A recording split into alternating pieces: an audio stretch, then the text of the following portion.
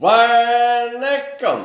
நீலமலை தொலைக்காட்சியின் நகர்வட பகுதி செய்திகளை வாசிப்பது மலைகளின் அரசி உங்கள் நீலமலை அன்பில்.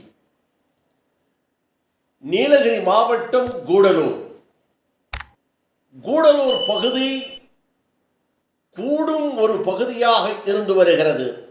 கர்நாடகா எல்லையாக இருக்கிறது. கேரளாவை தொட்டுக்கொண்டு கேரளா மக்களும் அதிகளவு வாழ்ந்து கொண்டிருக்கின்ற ஒரு கூடும் இடமாக கூடலூர் இருந்து வருகிறது.